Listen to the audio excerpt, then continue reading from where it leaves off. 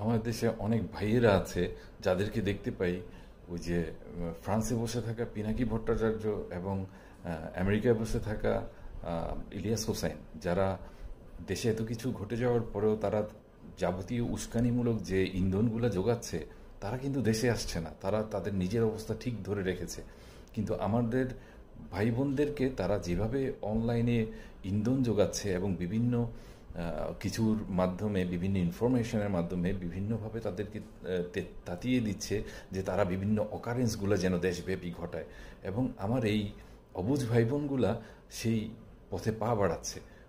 যেখানে আপনার এই ইলিয়াস কিংবা পিনাকি এরা কেউ কিন্তু দেশে আসবে না। এরা নিজেদের ভালো যদি হতো তারা দেশে চলে আসতো, তারা আসবে না, তারা তাদের অবস্থায় কিন্তু ভালো আছে।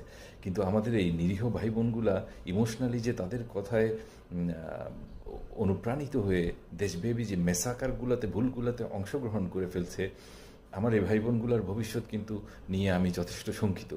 কারণ আজকে না হয় কালকে তাদের এই ভুলগুলার অবশ্যই বিচার বিশ্লেষণে আনা হবে।